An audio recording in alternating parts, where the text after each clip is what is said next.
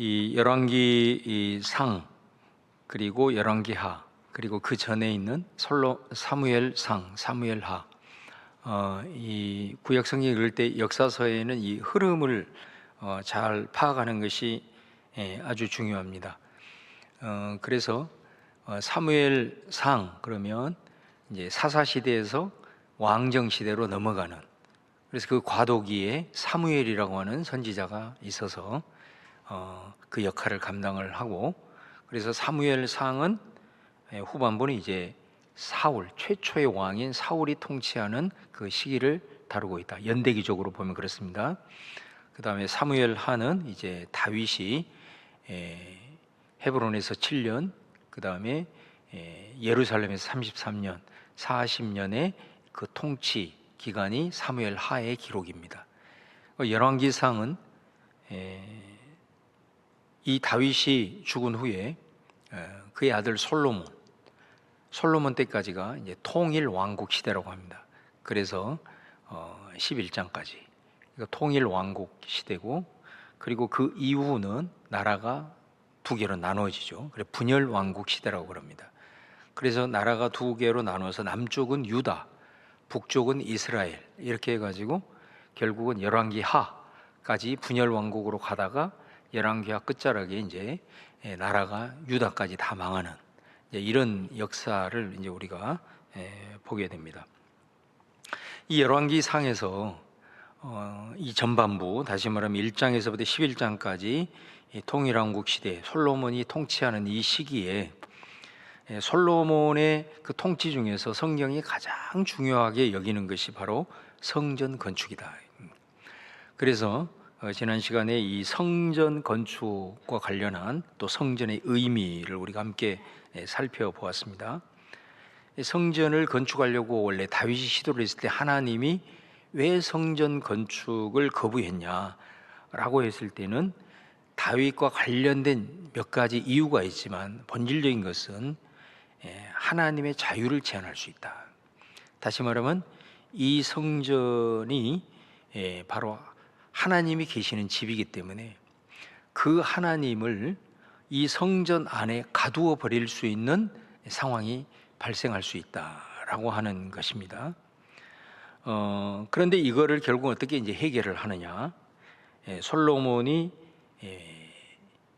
성전을 다 짓고 그 다음에 봉헌하는 그 기도 가운데 일단 이 문제를 해결하는 것을 우리가 보았습니다. 그래서 열왕기상 상반부에서는 제일 중요한 것이 열왕기상 8장입니다. 8장.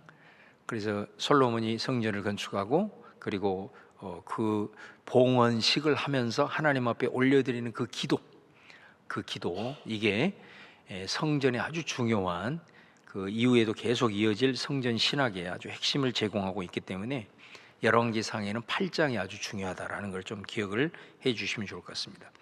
그래서 이 성전에는 어떤 의미가 있느냐, 성전 의미 세 가지를 우리가 살펴보았습니다. 그 첫 번째가 뭐냐면 성전은 이스라엘의 중심이다. 이스라엘의 중심이다. 단순히 어떤 영적인 것뿐만이 아니라 정치와 경제, 사회, 문화 모든 것에 실제적인 중심의 역할을 한 것이 성전이었다라는 것이고, 그 다음에 두 번째는 성전은 하늘의 축소판이다, 그런 말씀을 드렸습니다. 히브리서가 그렇게 설명을 해주고 있어요. 다시 말하면 원래 이 성전은 모세가 광야에서 만든 세운 성막을 이제 모델로 하는 것 아니겠습니까? 근데 그 성막을 모세가 그냥 임의대로 만든 것이 아니고 시내산에 올라갔을 때 하늘의 성전을 하나님이 보여준 거예요. 보여주고 그 본을 따라서 이 성막을 만든 겁니다. 그러니까 하늘에는 성전의 실체가 있는 거예요. 실체가 있고, 그러면 이 땅에 있는 성막 혹은 성전은 모형이 되는 거예요. 그래서 실체와 모형의 관계입니다. 여러분, 그래서 우리가 제가 지난번에도 말씀을 드렸지만은 아파트 공사 같은 거 할 때 항상 먼저 모델하우스를 잘 꾸며놓잖아요. 그 모델하우스를 보면은 내가 이 집 꼭 사야 되겠다. 그것은 진짜 실체는 아닌데 그런 겁니다. 그래서 이스라엘 백성들은 이 성전을 보면서 그 성전을 통해서 그들은 진짜 성전이 하늘에 있다, 그 하늘을 사모했던 거예요. 여기에 있는 것은 모형이고 그림자다. 그러니까 이거를 통해서 그들은 늘 하늘을 사모하고 하늘의 세계를 상상하고 그 하나님 계신 그곳을 갈망하게 되었다라는 거, 이 부분을 말씀드리고, 그 다음에 세 번째 아주 중요한 부분이죠. 이 성전은 하나님의 초월성과 내재성을 상징한다 그랬습니다. 다시 말하면 성전은 하나님이 계신 곳이에요. 이걸 내재라고 그러는 거예요. 내재, 안에 계신다, 성전에 계신다. 그런데 여러분, 하나님은 성전에 사실은 계실 수 있는 분이 아니죠. 어떻게 하나님이, 그 초월적인 그 하나님이 감히 우리가 하나님 앞에 가까이 갈 수도 없고, 그분이 이 솔로몬이 지은 화려한 성전이라 할지라도 그곳에만 계시겠냐라는 겁니다. 원래 하나님은 원래 초월적인 분이다. 우리가 가까이 갈 수도 없고, 그리고 이 성전에 그분을 다 모실 수도 없고, 하나님은 초월적인, 다시 말하면 온 우주에 충만하신 하나님인 줄로 믿습니다. 이게 초월성이에요. 하나님 초월성. 근데 그 초월자 되신 하나님께서 이 성전에 계신다. 그래서 우리와 함께 계신다.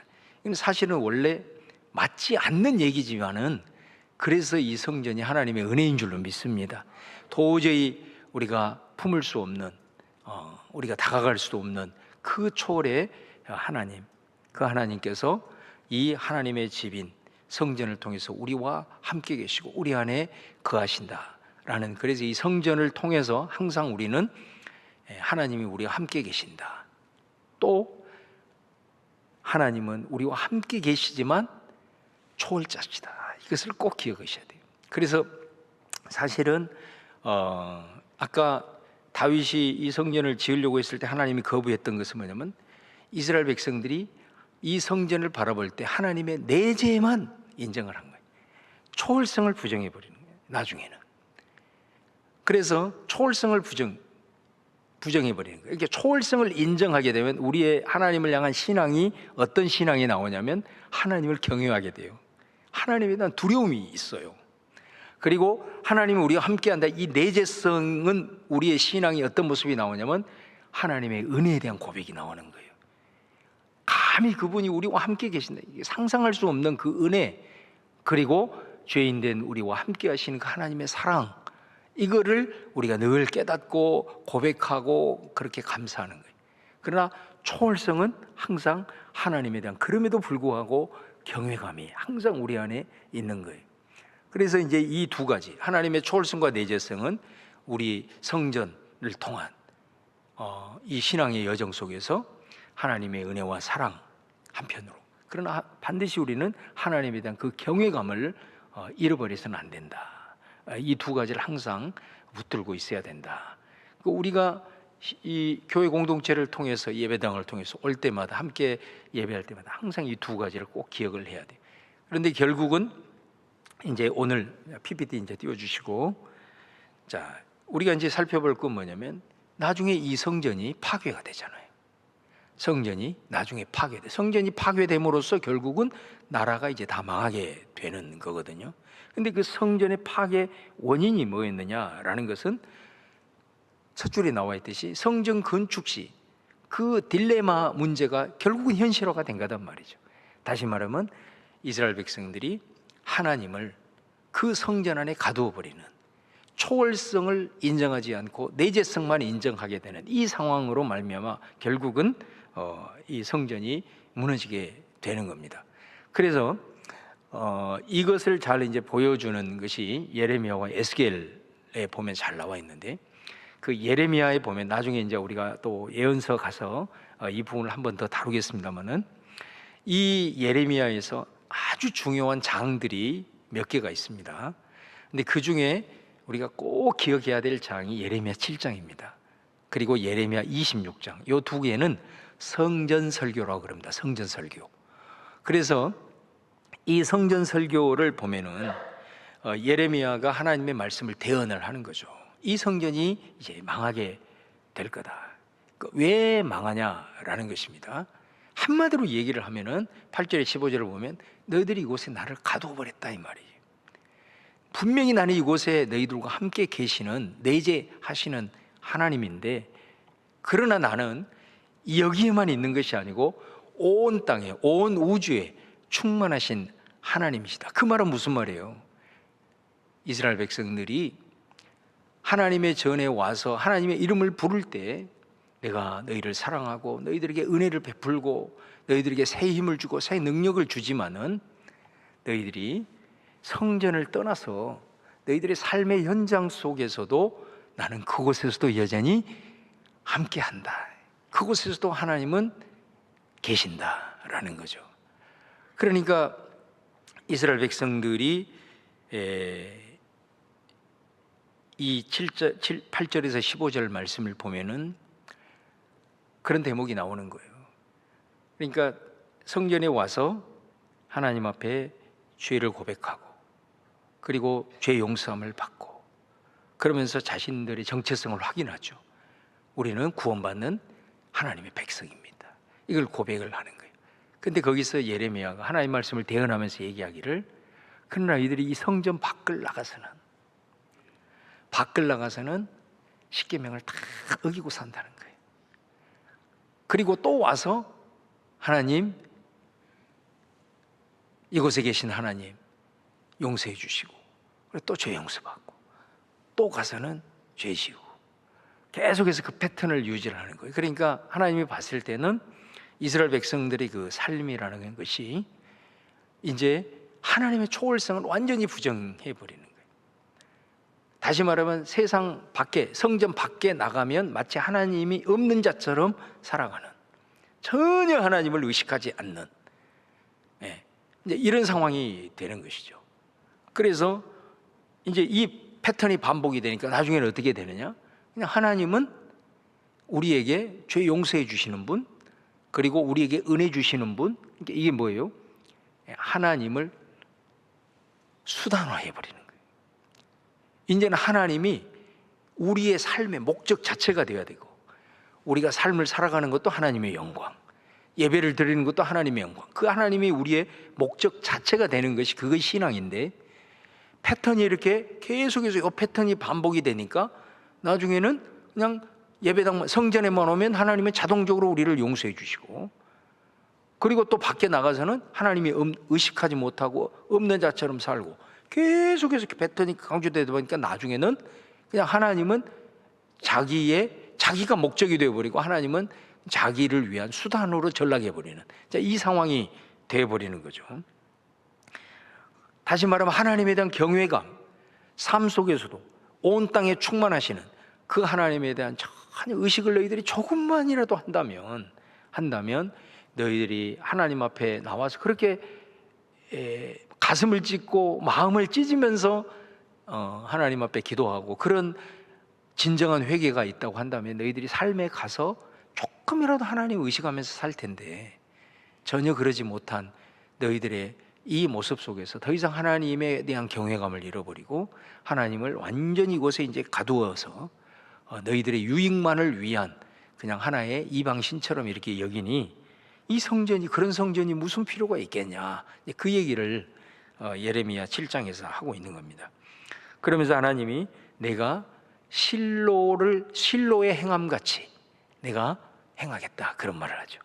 그러니까 여러분, 이 실로에 행한 것 같이라는 말은 그 사무엘상 4장에 나오는 말씀이거든요. 그러니까 이스라엘 백성들이 블레셋과 전투를 했단 말이에요. 전쟁을 했는데 졌어요. 지니까 이 사람들이 뭐라고 얘기하냐면, 실로에 가서, 거기에 이제 성막이 지금 있는 겁니다. 실로에 가서 언약궤를 가져와라. 언약궤를 가져와라. 그러니까 지금까지 언약궤를 앞세워서 늘 행진도 하고, 그 다음에 언약궤를 앞세워서 전쟁을 하면서 그들은 모든 전쟁이 하나님께 속한 전쟁, 하나님께 속한 전쟁은 하나님이 앞서 행하시는 전쟁이므로 지금까지 언약궤를 앞세워서 백전백승을 했단 말이에요. 그러니까 그들이 언약궤를 가져와라. 그래서 언약궤를 가져왔네. 그 언약궤를 앞세우고 전쟁을 했단 말이에요. 그런데 이게 무슨 일입니까? 그 전쟁에서 이스라엘이 패해버려요. 블레셋 두 번째 2차 전쟁에서 패하고 그 거룩한 언약궤를 블레셋 사람들한테 뺏겨버리는 이 어마어마한 수모를 당하게 됩니다. 왜 그렇게 됐느냐? 왜 그렇게 됐느냐? 그 엘리 대제사장의 자부가 그 아이를 잉태하면서 그 아이의 이름을 이가봇이라고 하면서 그 아이를 잉태하고 그 자부가 죽잖아요. 그 이가봇이 뭐냐면 영광이 떠났다라는 거예요. 그러니까 하나님의 영광이 떠난 언약궤는 그냥 나무 덩어리에 불과하다는 거죠. 하나님의 영광이 떠나버린 거기에는 언약궤가 언약궤일 수가 없다라는 것을 말씀을 하는 겁니다. 그러니까 그 시대가 어떤 시대냐? 성경에 보면은 말씀이 없는 시대잖아요. 다 자기 옳은 대로, 자기 소견에 옳은 대로 행하는, 자신의 삶의 말씀의 기준이 아니라 다 자기 생각에 옳은 대로, 말씀도 자기 편의 위주대로 다 해석하고 그렇게 살아가는 거예요. 그러니까 기준이 없으니까 무법천지의 시대가 되고, 또 성경에 보면은 이상이 희귀한 시대. 그러니까 하나님이 선지자들을 통해서 보여주신 그 환상들이 있잖아요. 이런 것들이 전혀 보이지 않는, 다시 말하면 영적인 완전히 암흑기였다라는 거예요. 그런 영적인 암흑기 속에서 너희들이 하나님의 말씀 그렇게 거부하고 하나님이 말씀해도 듣지 못하는 그런 상황 속에서 아무리 예배한들 그게 무슨 의미가 있으며 그 언약궤가 무슨 의미가 있겠느냐라는 게 얼마나 이게 엄청난 말씀입니까? 이게 우리가 같이 다 함께 모여서 예배하고 또 교회 가운데 이르겠지만은 정말로 우리가 기억해야 될 것은 하나님의 영광의 임재가 떠나버리면은 이거는 그냥 성전이 아니라 하나님이 계신 집이 아니라 그냥 하나의 건물에 불과할 수밖에 없고 거기는 더 이상 하나님의 능력이 나타날 수밖에 없는 이런 것인 것이죠. 자, 그 부분을 얘기를 하는 겁니다. 그래서 내가 그렇게 하겠다. 자, 그 다음에 에스겔 선지자가 에스겔 9장에 보면은 이런 말을 합니다. 에스겔 9장에 보면은 성전 문지방에 하나님의 영광이 머물러 있습니다. 그 장면을 에스겔이 환상 가운데 보는 거예요. 그러니까 이 문지방이라고 하는 것을 이제 우리식으로 얘기하면 그냥 쉽게 얘기하면 문턱, 문 열고 닫는 그 문턱이라고 보시면 돼요. 그러니까 이제 이 문턱은 뭐냐면 하나님의 영광이 이 문만 열리면 이제 바로 나가는 거죠.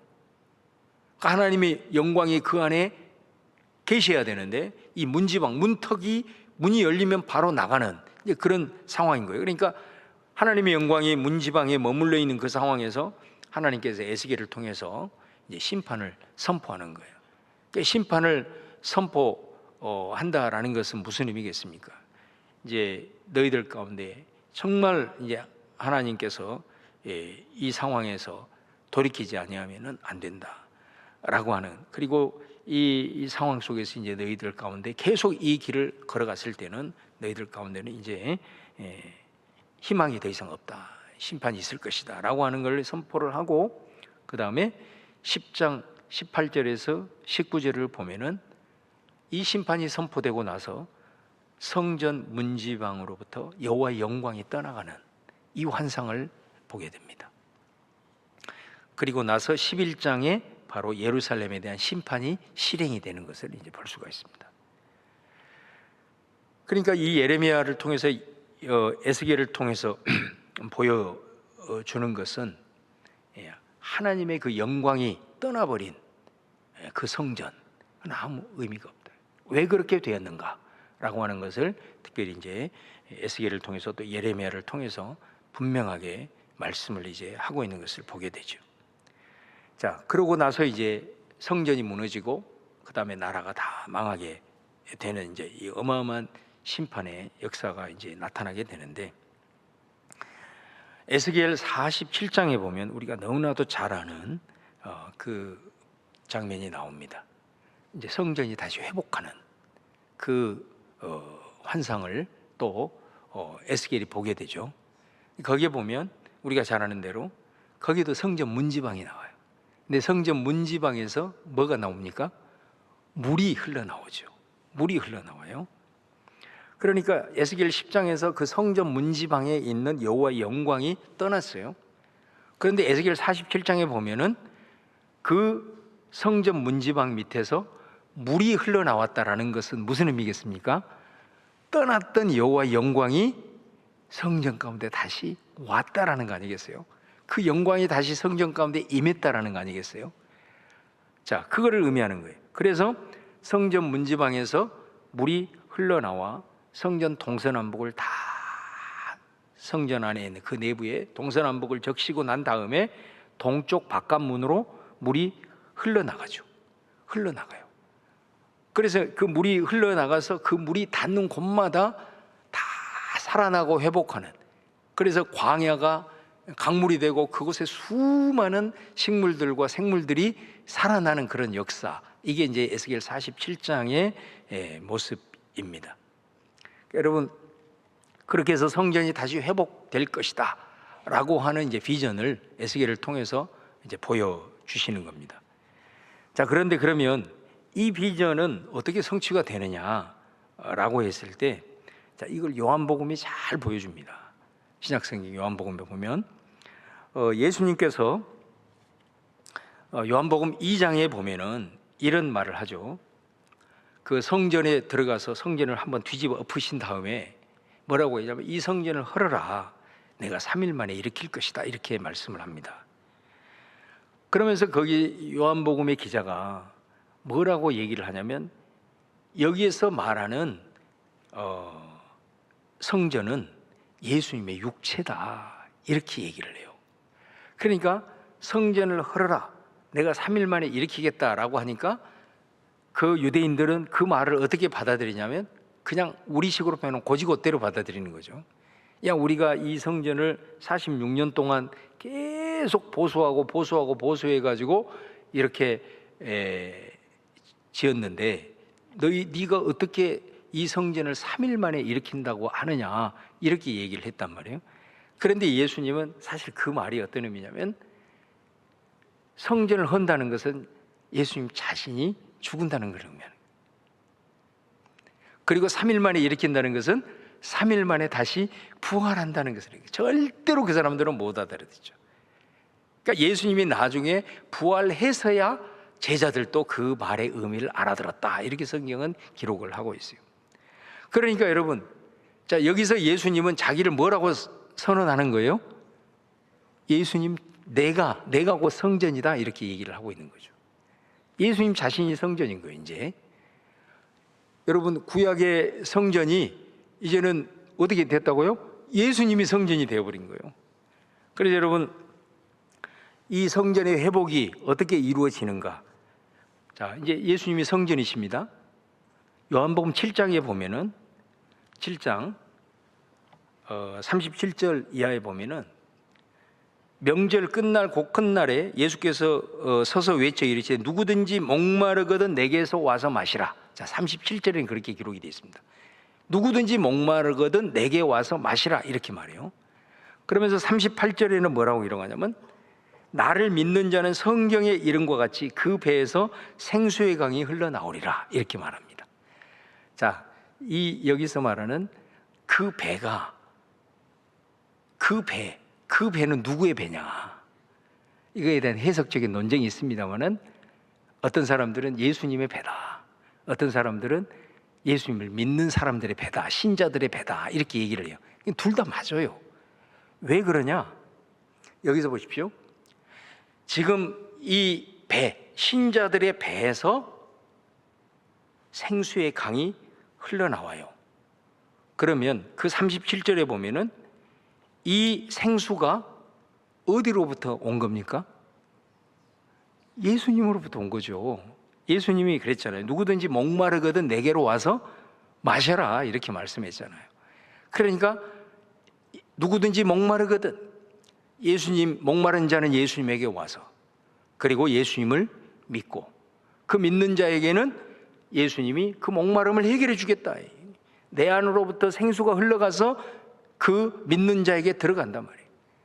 그러면 여기서 성도들에게 임한 예수님으로부터 온 그 생수가 이제 흘러나간다. 그 말은 무슨 말이겠어요? 그 말이 무슨 말이겠어요? 흘러나간다라는 것은 신자들 안에 생수로 충만하다는 거예요. 생수로 충만해서 그 생수가 이제는 흘러 넘친다 그런 말이에요. 그러니까 여러분 한번 생각을 해보세요. 여기서 말하는 생수 39절에 이렇게 말합니다. 39절에 보면은 이는 그를 믿는 자들이 받을 성령을 가리켜 말씀하신 것이라. 할렐루야. 예, 이게 39절에서 말하고 있어요. 그러니까 에스겔에서 하나님의 영광의 임재가 이제 있을 때 성전이 회복이 되잖아요. 여러분, 우리 예수님이 요한복음 1장에 우리 예수님이 오실 때 뭐라고 얘기를 합니까? 1장 14절에 우리 예수님이 말씀이 육신이 되어 우리 가운데 거하심에 독생자 영광이, 할렐루야. 그 영광, 그 영광의 임재가 다시 임했다는 것은 예수님이 이 땅에 오신다는 거예요. 예수님, 하나님의 영광이 예수님을 통해서 이 땅 가운데 다시 오신 거예요. 그래서 하나님의 영광이 성전 되신 예수님으로 인해서 이제 회복이 된 거예요. 그래서 이제 예수님, 성전인 예수님에게서 그 문지방에서, 에스겔 문지방에서 성전이 물이 흘러나가는 것처럼, 그래서 성전을 두루 적신 것처럼 예수님으로부터 이 영광의 임재 가운데 오신 예수님으로부터 성전이 회복이 되어서 이제 이 예수님 안으로부터 생수인 성령이 누구에게? 성도들에게 흘러가는 거예요. 성도들에게 흘러가. 그럼 성도들이 그것을 받아서 성전을 두루 적셔. 그래서 충만해져서 그것이 그 배에서부터 흘러나오는 거지. 그리스도인들로부터 그 성령의 충만함을 통해서 그 충만함의 역사들이 이제 흘러나가는 거예요. 흘러나가니까 어때요? 예, 성령이 충만하게 되면 우리 안에 은사가 나타나고 열매가 나타나는 줄로 믿습니다. 그래서 성령의 충만함을 받은 하나님의 사람들이 삶의 현장으로 가서 또 교회 공동체 안에 은사와 열매로 충만하게 될 때에 그 발길이 닿는 곳곳마다 그 성령의 열매가 나타나고 성령의 은사가 나타나서 모든 밟는 땅들이 회복되어지는 역사가 이루어지는 줄로 믿습니다. 그래서 이 에스겔 47장을 보여준 이 성전의 회복에 대한 비전이 바로 예수님을 통해서 이렇게 성취가 되는 그 흐름으로 쭉 이어진다라는 것을 이제 우리가 알 수 있다라는 것입니다. 자, 그리고 바울 사도가 고린도서 3장 16절 말씀에 이런 말씀을 해요. 너희는 너희가 하나님의 성전인 것과 하나님의 성령이 너희 안에 계신 것을 너희가 알지 못하느냐, 이렇게 말해요. 우리 그리스도인 자체를 성전이라고 또 얘기합니다. 그러니까 요한복음에서는 예수님이 성전이에요. 근데 이 고린도전서에서는 바울이 너희가 성전이다 이렇게 얘기를 합니다. 자, 이것도 굉장히 중요한 거예요. 자, 예수님도 성전, 우리도 성전. 그럼 이게 뭐냐? 여러분, 아까 우리 뭐라 그랬어요?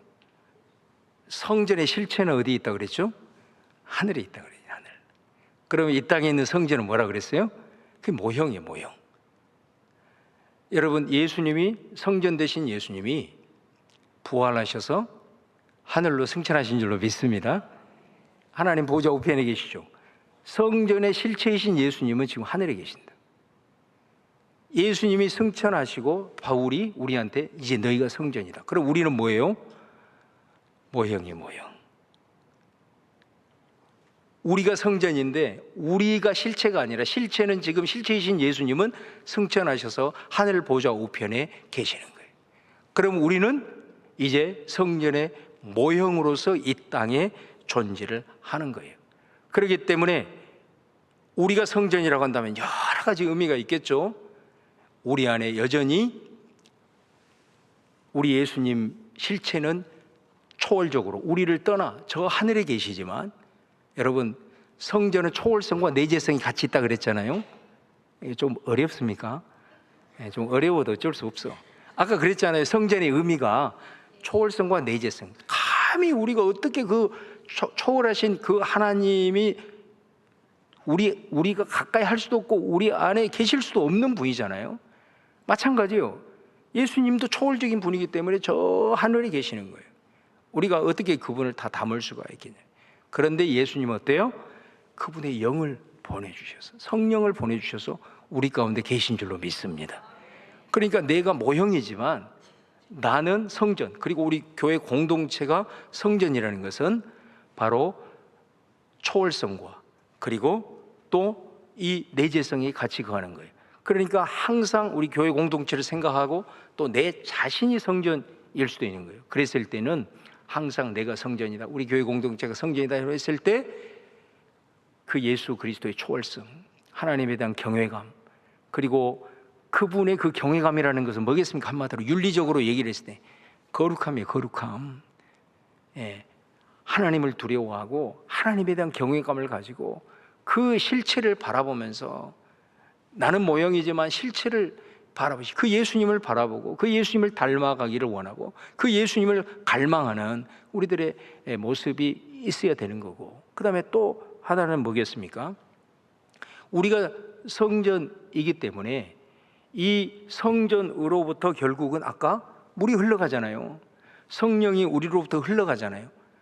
그러니까 우리로 하여금 하나님의 나라, 하나님의 나라가 우리가 밟는 삶 속에서도 확장되어져 가는 역사가 일어나야 된다라는 말씀이 있는 거예요. 그리고 우리를 바라보는 사람들을 통해서 그들로 하여금 우리를 보고 저 하늘의 진정한 성전을 사모할 수 있도록 우리가 그런 하나님의 성전으로서의 통로의 역할을 또한 감당을 해야 되는 사명이 저와 여러분에게 있다라는 것을 의미하는 겁니다. 그래서 지금 우리들의 실존이 바로 그런 모습이에요.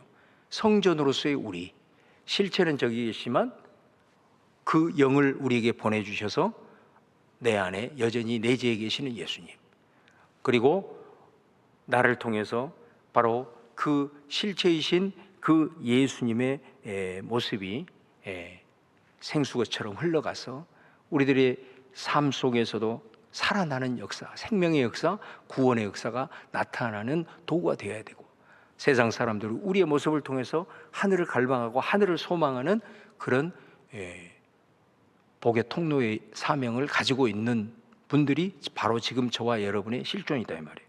자, 그런데 이 실체와 모형이 나중에는 하나가 됩니다. 하나가. 그게 어디에서 나오냐면 요한계시록에서 보여주는 거예요. 요한계시록에서 보면 21장 22절에 보시면은 21장 22절에 보면 이런 대목이 나와요. 성 안에서 내가 성전을 보지 못하였다. 그러니까 다시 말하면 여기서 성은 뭐를 가리키냐면 거룩한 성 예루살렘을 가리키는 거예요. 21장 시작하면서 거룩한 성 새 예루살렘이 나오잖아요. 그런데 그 예루살렘이 마치 누구와 뭐와 같다고 그랬어요? 단장한 신부 같다 그랬잖아요. 그러면 거기서 거룩한 성 새 예루살렘은 누구를 가리킬까요? 신부인 우리를 가리키는 거예요. 요한계시록에 나오는 거룩한 성 새 예루살렘은 신부인 교회, 신부인 성도를 가리키는 거예요. 그 성 예루살렘. 자, 그런데 성전은 누구냐? 자, 21장 22절에 얘기하잖아요. 성전은 곧 누구냐면 주 하나님 곧 전능하신 이와 그 어린 양이 그 성전이라, 이렇게 얘기를 한다고. 그러니까 성전은 신랑 되신 주님이에요. 할렐루야. 자, 그런데 성 안에 성전이 없어요. 성전을 못 봐요. 성전이 보지 못해요. 이 말은 무슨 말일까요? 분명히 예루살렘 안에 가보면 성전이 있잖아요. 성전이 있는데 이 사도 요한이 환상을 보는 가운데 하나님의 새하늘과 새 땅을 보는데 분명히 거기에 성전인 자가 있고 성전인 우리가 있고 성인 우리가 있고 성전인 주님이 있어야 되는데 성전이 성 안을 보니까 안 보이더라. 이건 뭐를 의미할까요? 여러분, 이게 모형과 실체가 합일이 되는 거예요. 신랑과 신부가 하나 되는 것처럼 이제는 성전과 성이 하나가 돼서 구분이 되지 않는 온전한 연합의 역사가 이루어지는 줄로 믿습니다. 그러니까 마지막 날 우리가 하나님의 나라에 갔을 때는 성과 성전이 구별되지 않을 정도의 완벽한 하나됨의 역사가 일어난단 말이에요. 지금은 우리가 마치 그림자처럼, 그리고 초월이 저기 계시고 그분의 영으로 우리 가운데 있는 우리가 모형과 같은 존재지만, 마지막 날 우리가 새하늘과 새 땅, 하나님의 나라가 완성되는 그날에는 예수님과 우리가 모형과 실체로 존재하는 것이 아니라 온전한 연합이 되어서, 온전한 하나가 되어서 신령한 신랑 신부가 교제하듯 그런 완벽한 사귐과 교제가 이루어지는 줄로 믿습니다. 그곳이 하나님의 나라. 그러니까 여러분, 지금 제가 말씀드린 게 이 열왕기 상에서 시작한 이 성전의 의미가, 이게 쫙 성경 전체를 흐르는 거예요. 흘러가가지고 예레미야, 에스겔을 지나 거기에서 보여준 환상이 또 신약 성경으로 흘러가 복음서를 통해서 예수님을 통해 성취되고, 그것이 또 구약에서 성전의 의미가 나타난 대로 바울 사도를 통해서 우리가 성전이라는 그 성전의 의미로 흘러가, 그리고 쭉 흘러가 마지막에는 이 성전이 완성이 되는, 요한계시록에서 완성이 되는. 여러분, 제가 아주 간단하게 이 부분을 정리를 했지만은, 여러분 성경 전체를 이 성전이라는 주제만을 가지고도 창세기부터 요한계시록까지 쫙 흘러갈 수가 있는 거예요. 그 정도로 중요한 주제가 바로 이 성전의 주제라는 것을 여러분들이 좀 기억을 하면서, 오늘 이 말씀의 의미가 여러분 좀 잘 이해하고 이것을 통해서 성전인 우리가 지금 이 상황에서는 어떻게 존재하는가, 그리고 앞으로는 어떤 비전 가운데 나아가는가, 예수님을 통해서 어떻게 이 성전의 말씀이 완성이 되었는가, 이것이 어떻게 우리와 연결이 되었는가, 너무너무 중요한 부분이라고 할 수가 있습니다. 그래서 이 나중에 우리가 좀 한 번 더 다루겠지만, 열왕기상 상반부에 나타나는 이 성전의 의미를 우리가 깊이 좀 헤아리면서 여러분 가운데 좀 신앙적으로 다시 한번 거룩한 성전으로서 세워져가는 은혜가 여러분에게 있기를 주님의 이름으로 축원을 드립니다. 자, 그 다음에 분열의 이유만 오늘은 좀 살펴보도록 하겠습니다. 이 분열이 이제 솔로몬 사후에 이루어지게 되는데, 이 분열의 이유가 이제 11장에 구체적으로 나타납니다. 자, 여기에 보면 11장에 보면은 4절에서 8절 말씀에 보면은 왜 나라가 나눠지게 되었는가, 다윗을 통해서 나라가 이게 하나가 되고 통일 왕국이 형성이 되었는데, 이 나라가 결국은 솔로몬 그 3대에 가서 나라가 쪼개지게 되는 거잖아요. 왜 이렇게 되었느냐라고 했을 때 11장 4절에서 8절에서는 그 원인을 솔로몬에게서 찾습니다. 솔로몬이 다윗에 이어서 가장 번성한, 그리고 성전을 건축한 그런 어마어마한 위대한 왕이었음에도 불구하고 결국은 솔로몬으로 인해서 이 나라가 분열이 되게 되는, 다시 쪼개지게 되는 이 아픔을 겪게 되는데, 그 부분에 대해서 11장 4절에서 8절에서는 이렇게 말을 합니다. 첫 번째는 바로 정략 결혼. 자, 그 다음에 두 번째는 정략 결혼이라는 게 뭐겠습니까? 이게 마치 뭐가 같냐면, 솔로몬이 어마어마한 다윗 때부터 시작을 해가지고 어마어마한 영토를 차지했잖아요. 그리고 주변의 나라들이 다 조공을 바쳤단 말이에요. 그런데 이 솔로몬이 계속해서 다윗처럼 하나님 의지하고 더 하나님 바라보고 하나님 앞에 이렇게 신실하게 나아가야 되는데, 이 솔로몬이 정략 결혼을 했다라는 것은 주변의 나라들 있잖아요. 주변의 나라들의 공주와 전부 다 결혼을 하는 거예요. 왜 그랬을까요? 인간적인 것이 들어간 거예요. 이제는 하나님을 의지함으로 하나님이 지켜주시는 그런 믿음이 아니라, 이제는 내가 애굽의 공주와 결혼을 하면 애굽에서 안 쳐들어오겠지, 내가 암몬의 공주와 결혼하면 암몬 사람들이 안 쳐들어오겠지. 완전히 이 세속적인 생각으로 변화가 되고, 하나님에 대한 신앙과 믿음이 식어지고, 이 정략 결혼을 통해서 인간적인 힘으로 이제 자기 나라를 운영해 가려는 이 일들이 발생해요. 그러니까 기본적인 이 부분이 하나님을 의지하냐, 하나님만을 절대적으로 이 우선적인 이 부분을 이게 놓치게 되니까 그 다음부터 모든 것들이 다 어그러지는 거예요. 여러분 보세요. 우리가 우상 숭배 때문에 결국은 나라가 분열이 됐다. 맞아요. 더 근본적인 것이 이 정략 결혼입니다. 하나님을 의지하지 않고 인간의 힘을 의지하려고 하는 이 솔로몬의 이 정략 결혼으로부터 공주들이 다 오잖아요. 공주들이 오니까 공주들이 뭐라고 얘기합니까? 우리가 섬기는 신이 있는데 그 신을 섬기게 해달라고 솔로몬에게 요청을 하게 되죠. 처음에는 그러지 않았을지라도 이제 솔로몬이 말년이 되니까 이게 그 청을 들어주기 시작합니다. 그리고 그 신들을 이제 섬기기 시작했고, 나중에는 어떻게 됩니까? 그 신들을 그냥 섬길 수 있냐? 그 신들을 섬길 수 있는 장소가 있어야 되지 않겠냐?